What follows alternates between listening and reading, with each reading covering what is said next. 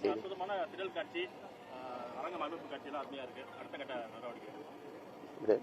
அது மாநாடு தான். 21ஆம் தேதி ஒரு மாலை சரியான 4 மணிக்கு மாநாடு தொடங்கும். மாநாடு தான். ஆமா, அறிவிக்கிறோம். அதோட களத்துக்கு போய் வேலை செய்வோம். முக்கிய தீர்மானங்கள், தேர்தல் அறிக்கை, இது தொடர்பான மாநாட்டில் முக்கிய அம்சங்கள் என்ன? தீர்மானம் ஒரே தீர்மானம் தான், எங்கள் திருநாட்டில் எங்கள் நல்ல ஆட்சியே. அதுதான் எங்களுக்கு.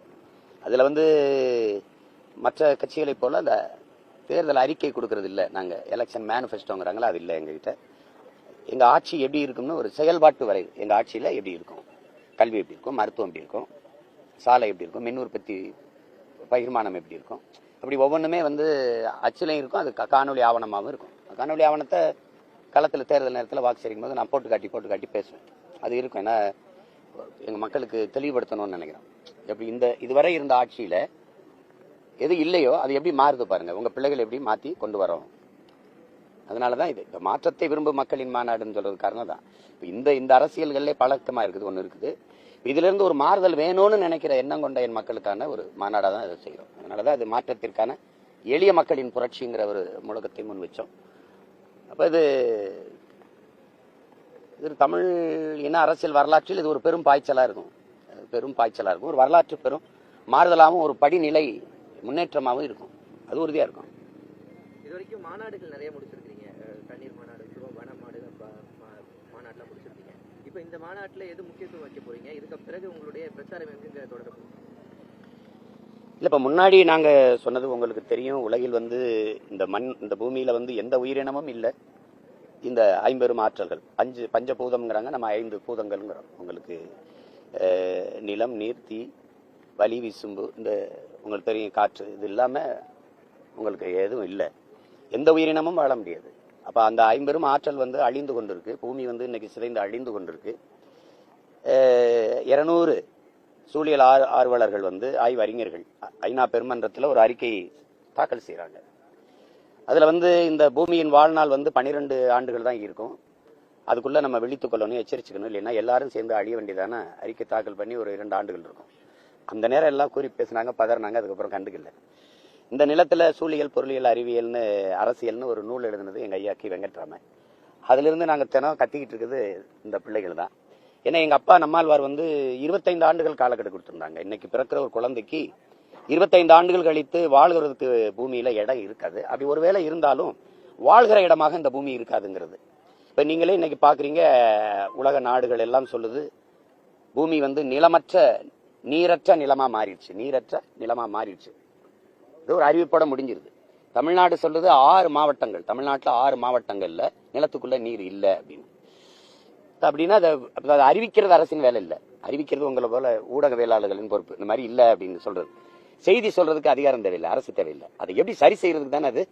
இப்ப அதை தான் நீங்க பாக்கணும். இப்ப புவி வெப்பமாயிருச்சு, பருவநிலை மாறிடுச்சுன்னு சொல்றது எங்களுக்கு தேவையில்லை. அதை எப்படி சரி செய்யறதுங்கிறதுக்கு தான் ஒரு அதிகாரம் தேவை. இப்ப பீகார்ல தேர்தலுக்கு முன்னாடி சொல்லல, தேர்தலுக்கு பின்னாடி சொல்லுது 6 மாவட்டங்கள்ல இருக்கிற தண்ணீர்ல யுரேனியம் கலந்துருச்சு. அதனால தாய்ப்பால்ல கலந்துருச்சு. தாய்ப்பால் யுரேனியம் கலந்து நஞ்சானதுனால பிறக்கிற குழந்தைகள் எல்லாம் பிரச்சனையோட பிறக்குதுன்ட்டு. தேர்தலுக்கு முன்னாடி சொல்லியிருந்தா அது வேற. தேர்தலுக்கு பின்னாடி இதை அறிவிக்குது. இப்ப அறிவிக்கிறதுக்கு அரசு தேவையில்லை. அதுக்கு காரணம் என்ன? யுரேனியம் ஏன் தண்ணீர்ல கலந்துச்சு, ஏன் தாய்ப்பால்ல கலந்துச்சு? அப்ப இந்த பூமி யாருக்கு வச்சுட்டு போறப்ப என்னது? நீங்களே வாழ்ந்து தீர்த்துட்டு போறதுக்கு உங்க பரம்பரை சொத்து ஒண்ணு இல்லையே. இது நமக்கு பின்னாடி வர குழந்தைகளுடைய பரம்பரை சொத்து. அதை பத்திரமா விட்டுட்டு போகணும். அதுக்காக தான் தம்பி கேட்கிற மாதிரி கடலுக்கு, மலைக்கு. மழை இல்லைனால் ஒரு நிலம் பாலைவனம் ஆயிரும். மழை இல்லைன்னா மழை இல்லை.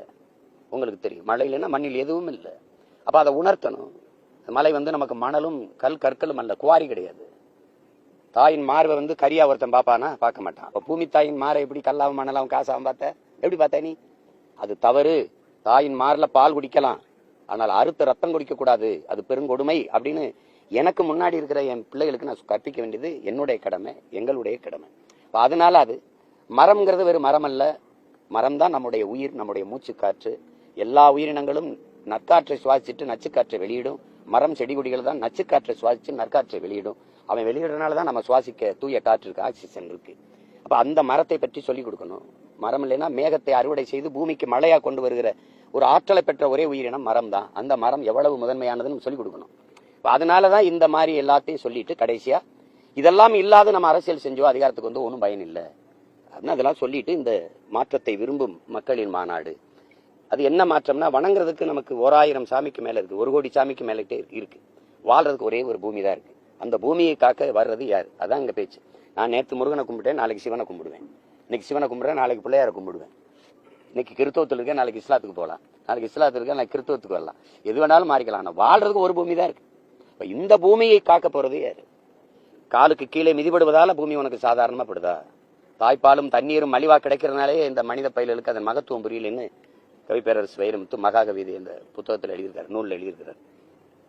எல்லா அறிஞர் பெருமக்களும் முன்னோர்களும் நமக்கு அருகில் இருந்து அறிவுறுத்திக்கிட்டே இருக்காங்க. ஆனால் எல்லா செய்திகளும் காதல விழுது, நம்ம கவனம் எடுக்கிறது இல்லை. அதனாலதான் இது அதெல்லாம் உணர்த்தி ஒரு மாற்றத்தை விரும்பும் மக்களின் மாநாடு அப்படின்னு வைக்கிறோம். மாற்றம் என்பது சொல் அல்ல, ஒரு செயல். நாம் மாறுவோம் மாற்றுவோம்னு அழைக்கிறோம். அதிலேயே எங்களுக்கான தேர்தல் களம் அந்த இடத்துல இருந்தே தொடங்கிடுது. தேர்தல் எப்ப அறிவிப்பாங்கிறது எங்களுக்கு தெரியாது. ஆனால் நாங்க அந்த நாள்ல இருந்து 21 இருந்து எங்களுடைய ஏற்கனவே எங்க பிள்ளைகள் களத்துல வாக்கு சேகரிச்சிட்டு இருக்காங்க. அன்னையில இருந்து தீவிரப்படுத்தி போய் வேலை செய்வோம். அன்று முதல் உங்களுடைய தேர்தல் பரப்புரை துவங்கியுள்ளது. 234 தொகுதிகள் அதாவது வேட்பாளர் அறிமுகம் செய்கிறீங்க. சீமான் அவர்கள் அதில் ஒருவரா? ஆமா, படையை நடத்தி போற தளபதி களத்தில் நின்று செஞ்சாதானே, போர் செஞ்சாதானே படைக்கு வலிமை இருக்கும். அது 2 நாள் தானே இருக்கு. அதுக்குள்ள எதை தொகுதி அதை சொல்றதுக்கு தான் அதை சொல்றதுக்கு தான் மாநாடு. யார் யார் எந்த தொகுதியில போட்டிடுறாங்கன்னு மொத்தமா அறிவிச்சிருவோம். அது நான் போட்டியிட தொகுதியும் உங்களுக்கு தெரிய வந்துடும். அதுக்கப்புறம் களத்துக்கு போய் வேலை செய்வோம். பிரம்மாண்டமா பிரச்சாரத்தை தொடங்கிய விஜய் அவர்கள் தற்போது நிர்வாகிகள் சந்திப்பு கூட்டம்னு தன்னுடைய பிரச்சாரத்தை குறிக்கிட்டாரு. எப்படி பாக்குறீங்க? அது தம்பியை குறை சொல்றதுங்கிறது அது எனக்கு வேலை இல்லை. என்னோட வேலை நான் செய்யறேன். நீங்க அதை என் தம்பிட்டு தான் கேட்கணும். ஏன்னா அப்படி ஆரம்பிச்சு இப்படி நிறுத்தினீங்க அப்படின்னா அப்படி பற்றாக்குறை அவரே சொல்றாரு, பற்றாக்குறையில இருக்குன்ட்டு.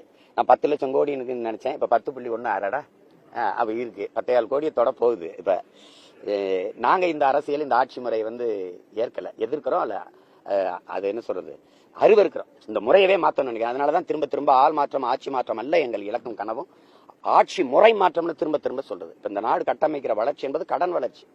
இப்ப 10 லட்சம் கோடி கடன் இருக்குது. அதுல நம்ம முதன்மையா வளர்ந்து போறோம். வேற என்ன இருக்கு? இந்த கடனால நிறைவேற்றப்பட்ட ஒரு நலத்திட்டம் சொல்லுங்க. எல்லாம் இலவசம். இந்த ஃப்ரீ ஸ்கீம் தான். இதுக்கு 5000 கொடுத்தேன், அதுக்கு 3000 கொடுத்தேன். இதுல 6800 கோடி இழப்பு, இதுல 6800 கோடி இழப்பு, 15000 கோடி இழப்பு. ஆசிரியர் வீதியில் நிக்கிறான்ல, ஊதிய உயர்வு 58 கோடி தான் தேவைப்படுது. இந்த ஆட்சி முறை எப்படி இருக்கு? அது உங்களுக்கே தெரியலையோ? என்னையா படிப்பிக்கிற ஆசிரியர், அறிவு கருவறை, அறிவை வளர்க்கும் ஒரு ஆசிரியர் பெருமக்கள் வீதியில் நின்று போராடுறான்னா அந்த நாடு எப்படிப்பட்ட நாடு பாருங்க. அறிவை வளர்க்கிறவன் வீதியில் நிற்கிறான். இந்த உடை மானத்தை மறைக்கிற நெசவை செஞ்சு கொடுக்குற நெசவாளி வீதியில் நிற்கிறான். அவனுக்கு மின்கட்டண உயர்வு, நூல் விலை உயர்வு, சொத்து வரி உயர்வுல அவனால வேலை செய்ய முடியல. அப்புறம் உழுது விளைச்சு வேர்வை சிந்தி விதைய வச்சவன் நல்ல வீதியில போட்டு நிற்கிறான். கொள்முதல் செஞ்சு ஒரு சேமிப்பு இடங்களை வைங்க, அது மழையில் நனைஞ்சு முளைச்சு போகுது. வேர்வை சிந்தி விலைய வச்சவன் கண்ணீர் சிந்திக்கிட்டு வீதியில் நிற்கிறான். இந்த மாதிரி ஆட்சி முறையை நீங்க ஏற்கிறீங்களா? அதை எப்படி ரசிக்கிறீங்களா?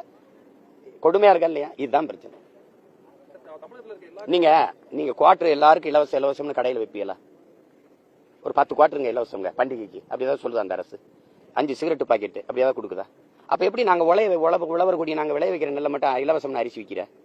நான் நெய்த கஷ்டப்பட்டு ஒரு வேட்டிக்கு ஒரு சேலைக்கு 60000 முறை மிதிக்கிறான் ஒரு நெசவாளி. அந்த கால்கிட்டையும் கைகிட்டையும் 60000 முறை அந்த பெடல் அந்த மிதியை மிதிக்கிறேன். அப்ப 60000 முறை அந்த கைத்தறி ஆட உலகத்துல எவ்வளவு விசைத்தறிக்கும் அதுக்கு எவ்வளவு வித்தியாசம் இருக்கு. பாரம்பரியம் நெசவை பொங்கல் தீபாவளிக்கு இலவசம்னு இந்த வேட்டி சேலை வாங்கிட்டு வந்து எல்லாம் என் உழைப்பை கொச்சைப்படுத்தி அந்த உழைப்புக்கு மரியாதையே இல்லாம செஞ்சிடுறேன். நெல் அரிசி இலவசம், வேட்டி சேலை இலவசம்.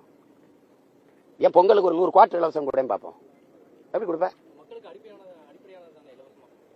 இலவசமா எதை கொடுக்கறது இருக்குல்ல, அடிப்படையானது அறிவு, அடிப்படையானது உயிர் காக்கும் மருத்துவம். அது ரெண்டையும் உலக தரத்துக்கு கூட பார்ப்போம். நல்ல தரமா கொடு. தரமா இருக்குன்னு சொல்லக்கூடாது, இலவசமா இருக்குன்னு சொல்லக்கூடாது. சரியா இருக்கா, தரமா இருக்கா, அதான கேள்வி. அப்ப தரமா இருந்தா ஏன் முதலமைச்சரோ அமைச்சரோ மற்றவர்களோ ஏன் காவேரி அப்பல்லோ எம்ஜி ராமச்சந்திராலோ படுக்கணும்?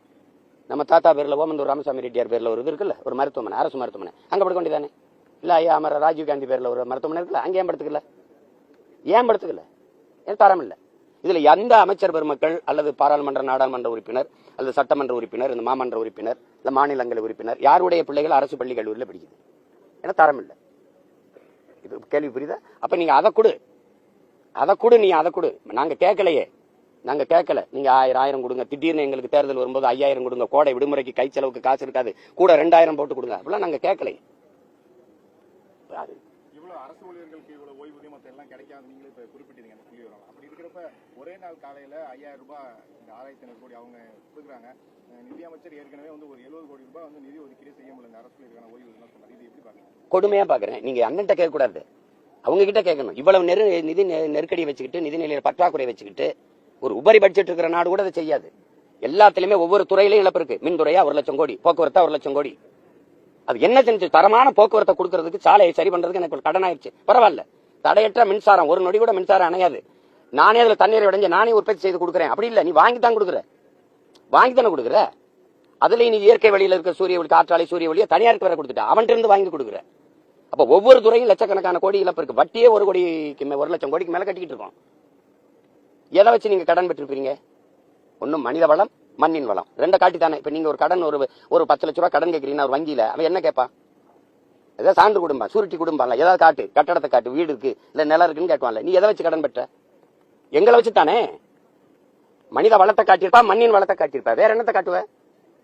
இந்த கடனை எதை வச்சு கட்டுவ? என் உழைப்பை சுரண்டி வரி எடுத்து தானே போய் கட்டுவ.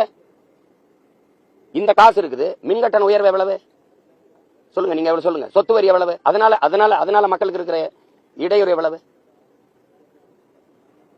அப்ப அத்தியாவசியமான ஒன்றுல வரி எடுத்துக்கிறது அது தவிர்க்க முடியாத வேற வழி இல்ல. மின் கட்டண உயர்வுனால நீங்க மின்சாரம் பயன்படுத்தாம இருக்க முடியுமா? அப்ப கட்டித்தான் தீரணும், இல்லைன்னா இருட்டில் கிடக்கணும். அப்ப அத்தியாவசியத்துல போய் வரியை உயர்த்தி விட்டுறீங்க, சொத்து வரியை உயர்த்தி விட்டுறீங்க. இப்ப நான் ஒரு கடை வச்சிருக்கேன், வாடகைக்கு கடை வச்சிருக்கேன். இந்த கடை வாடகை எங்க இருந்து? இப்ப சொத்து வரி உயர்ந்துருச்சு, என்ன பண்றது? நான் விற்கிற பொருளை தான் வைப்பேன், அப்படித்தானே?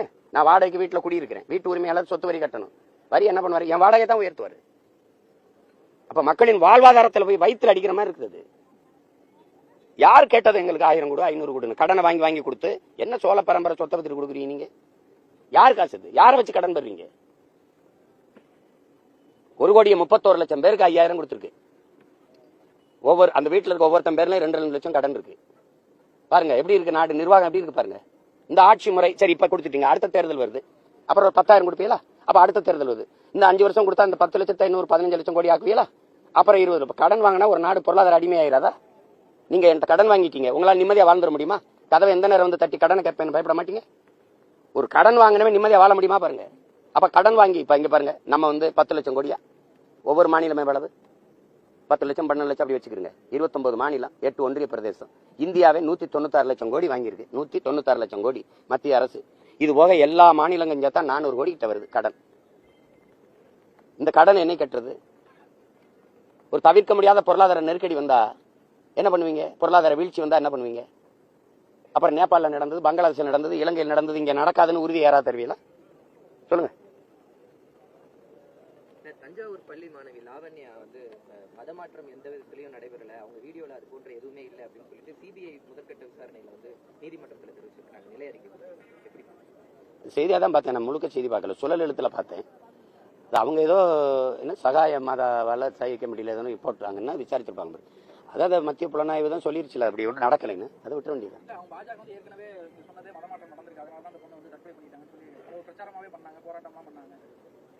அது சும்மா நீங்க அம்மையார் ஜெயலலிதா படிச்ச பள்ளிக்கூடாது, இந்த நாட்டில் இருக்கிற மிகப்பெரிய பிஜேபி RSS தலைவர்கள்லாம் படிச்ச பள்ளிக்கூடாது, அவங்களாம் என் மதம் மாறல. இப்ப நான் இஸ்லாமிய பள்ளி கல்லூரியிலேயே படிச்சேன், நான் என்ன மதம் மாத்தினாங்களா?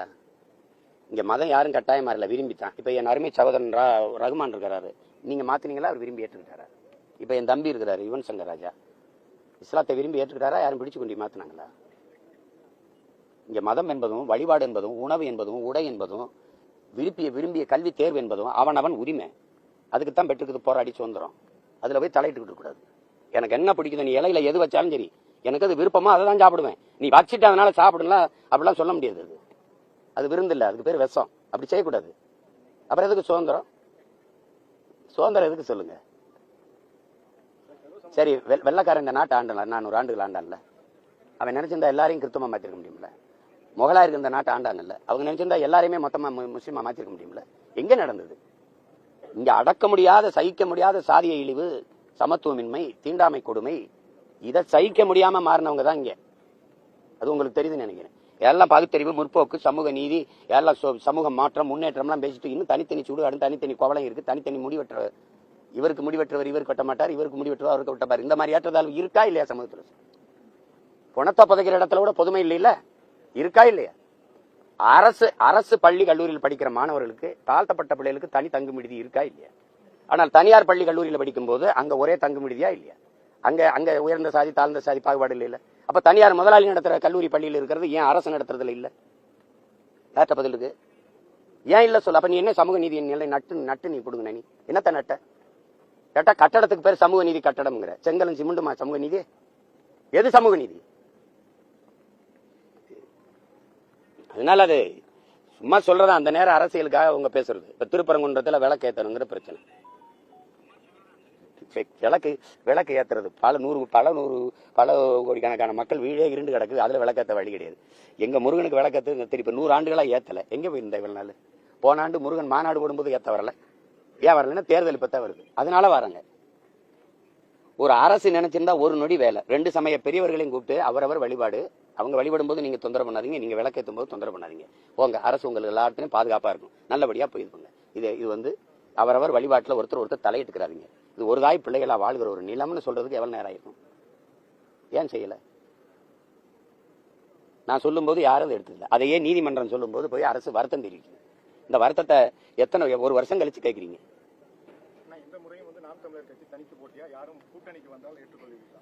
இப்படி ஒரு கேள்வியை நீங்க கேட்கறீங்கன்னா உங்களை என்ன செய்யலாம்? 234 வேட்பாளரையும் அறிவிக்க போறேன்னு சொல்றேன், அப்புறம் தனித்து போட்டியானு கேட்டா அப்படி என்ன பதில் சொல்றது? சரி போறேன், எங்க இருப்பா போறேன், யாரோட போலாம் சொல்லுங்க. உங்க கூட எல்லாம் போறேன்ல, அது இல்ல. அது ஏன் பேசி அது எத்தனை தடவை அதே பதில சொல்றது? வேற ஸ்டாலின் தொடரட்டும் பிரச்சாரத்தை எப்படி பாக்குறீங்க?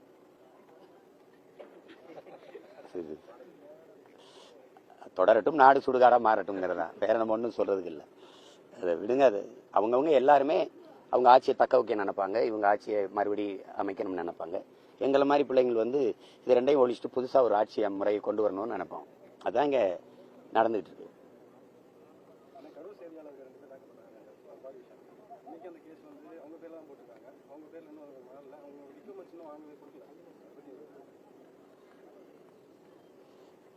அதுதான் இங்க இருக்கிறதே கொஞ்சம் கருத்து சுதந்திரம் தான். அதுலேயே செய்தியாளர்களை தாக்கி இது பண்றது, அவங்க கருத்தை சொல்ல விடாம கழுத்தை நெரிக்கிறதெல்லாம் வந்து மிகப்பெரிய கொடுமை. இதெல்லாம் நம்ம சும்மா வெறும் வெற்றி சொல்ல வச்சிருக்கோம். கருத்து சுதந்திரம், ஜனநாயகம், இதெல்லாம் வந்து ஊடக உரிமை, ஊடக சுதந்திரம்லாம் சும்மா வெற்றி சொல்ல வச்சிருக்கோம். அந்த செயல் வருந்தத்தக்கது, கண்டிக்கத்தக்கது. அவங்க இப்போ அந்தப்பவே நான் அறிக்கை கொடுத்து அதை கண்டிச்சிருந்தேன்.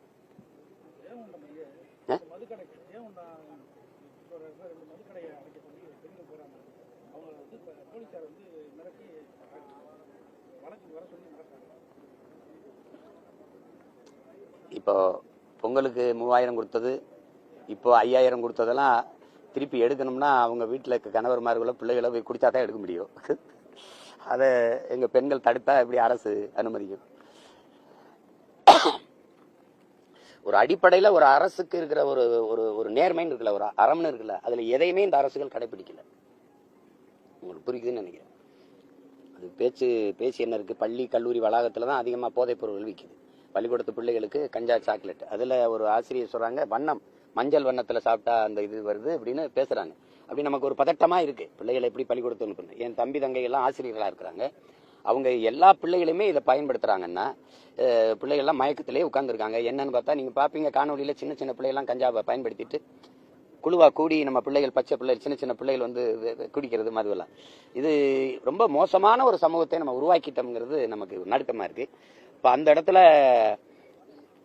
இதை பேசி பயன் இல்லை, முற்று முழுதா தகர்த்துடணும். தகர்த்துட்டு வேற ஒரு சமூகத்தை படைக்கணும். அதை தான் பகத்சிங் புரட்சிங்கிறான். அந்த மாதிரி ஒரு சமூகத்தை படைக்கணும்டா, அதான் தான் புரட்சின்னு சொல்றான். அதுக்கு தான் நாங்க போராடுறோம். என்ன எளிய பிள்ளைகளின் போராட்டங்கிறதுனால படக்குனது போய் சேர மாட்டேங்குது. அது மாறும்.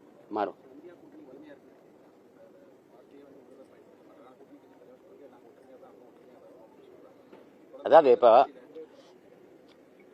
நான் நல்லா தான் இருக்கேன்னு ஒருத்தன் சொன்னா அவனுக்கு ஏதாவது பிரச்சனை இருக்குன்னு அர்த்தம். நாங்க ஒற்றுமையா தான் இருக்கோம், உள்ளுக்குள்ள ஏதோ பிரச்சனை இருக்குன்னு அர்த்தம்.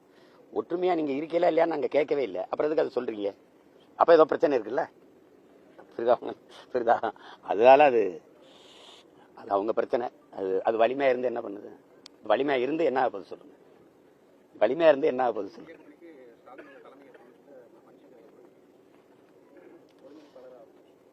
அந்த கட்சியில ஒரு மூத்த தலைவரா அவர் சொல்லியிருப்பாரு. ஏன்னா இருக்கிற அவங்க கூட்டணியில இருக்கிறதே வலுவா இருக்கிறது அவர் தான். 40 நாடாளுமன்ற உறுப்பினர் வச்சிருக்காரு. அவங்களுக்கே 10 உறுப்பினரை கொடுத்துருக்காரு. வேற எந்த மாநிலத்திலையும் அவங்களுக்கு அவ்வளவு வலு இல்லை. இப்போ அதனால இப்போ அவர் வெளியேறிட்டாருன்னு வச்சுக்கிறோங்க, சுத்தமாக அந்த இந்தியாங்கிறது எழுத்துல தான் இருக்கும். புரியுதா உங்களுக்கு? அது யாரும் வலுவான தலைவர்கள் அந்த அணியில் இருக்க மாட்டாங்க. அதனால ஏற்கனவே அம்மா மம்தா தனியாக வெளியே போயிட்டாங்க. இது உங்களுக்கு தெரியும். கம்யூனிஸ்ட் அதில் இருந்தாலும் கூட தனித்தனியாக தேர்தலை எதிர்த்து சந்திக்கிறாங்க. கெஜ்ரிவால் கூட அந்த அணியில் இருந்தாலும் இந்தியா கூட்டணியில் அவர் தனியாக தான் அதை எதிர்த்து தான் காங்கிரஸ் போட்டிட்டது, உங்களுக்கு தெரியும். இப்போ அந்த மாதிரி இருக்கும்போது ஐயா ஸ்டாலின் அவர்களும் வெளியேறிட்டாருன்னு வச்சுக்கிறோங்க, அது அவ்வளோதான். அப்புறம் இந்தியா கூட்டணி எங்கே இருக்கும்? இப்போ இருக்கிறதுல அந்த கூட்டணியில் வலுவாக இருக்கிறது அவர் தான். அதனால மணிசங்கர் ஐயர் போல மூத்த தலைவர்கள் அது பேசுகிறாங்க. மாற்றுத்திறனாளிகள் போராட்டத்தில் நேற்று வந்து கம்யூனிஸ்ட் கட்சியுடைய மூத்த தலைவர் பாலகிருஷ்ணனோட மனைவி தாக்கப்பட்டார். தொடர்ந்து அவர்கள் வந்து இரவு முழுவதும் இந்த பணியில் அவர்களை கைது செய்யாமல் பேருந்திலே வைத்திருந்தாங்க. அது ரொம்ப கொடுமையான போக்கு. போராடுகிற பிள்ளைகளுக்கு முதல்ல போராட அனுமதி கொடுக்கணும். அதுதான் சரியான ஜனநாயகம். தங்களுடைய கோரிக்கையை கருத்துக்களை வச்சு என்ன தேவை அதை முன்னிறுத்தி போராட அனுமதி கொடுக்கணும். அடிமை இந்தியாவில் வெள்ளக்காரனை எடுத்து போராடணும் விடுதலைக்கு, அவன் போராடவாத அனுமதி கொடுத்தான். ஆனா விடுதலை பெற்ற இந்தியாவில் அந்த குறைஞ்சபட்ச ஜனநாயகமும் நமக்கு இல்லை, அந்த சுதந்திரமும் இல்லை. அதுல ஒரு இப்ப பாருங்க, ஒரு கம்யூனிஸ்ட் இயக்கத்தினுடைய தலைவர் அவர் மனைவிக்கே இந்த நிலைமைனா சாதாரண மக்களுக்கு என்ன நிலைமை? மாற்றுத்திறனாளிகள் என்ன கேட்கறாங்க? எத்தனை காலமா இந்த கோரிக்கை வச்சு போராடுறாங்க? நள்ளிரவு தூக்கி கொண்டு எங்கேயாவது ஒரு இடத்துல அடர்ந்த இருளுக்குள்ள காட்டுக்குள்ள விட்டு வந்துட்டீங்க. புறமுறையெல்லாம் பல தடவை நடந்திருக்குது. இப்போ அவங்க என்ன கோரிக்கை வைக்கிறாங்க, அந்த கோரிக்கையை கேட்டு அதை ஏற்று இது நிறைவேற்றும், இப்ப நிறைவேற்ற ஒரு காலம் தேவைப்படுது, கொஞ்சம் கொடுங்க, அப்படி பேசுறதுதான் நல்ல ஆட்சி முறைக்கு, அது அணுகுமுறைக்கு சரி. யாரு போராட வந்தாலும் இங்க இடம் இல்லாத போராடுறவங்களும் கைது பண்ணி தூக்கி உள்ள போடுறது, துப்புரவு பணியாளராக இருந்தாலும் சரி, மகளிர் சுய உதவி குழுக்கள் இருந்தாலும் சரி, ஆசிரியர் பெருமக்களா இருந்தாலும் யாரா இருந்தாலும் அப்படி பண்றதுங்கிறது அது அராஜகம், அது சர்வாதிகாரம்னு கூட நான் சொல்ல மாட்டேன். அது கொடுங்கோன்மை, மிக கொடுமையான ஆட்சி முறைன்னு தான் நான் சொல்லுவேன். மகிழ்ச்சி, நன்றி. எல்லாரும் மாநாட்டுக்கு வந்துருங்க.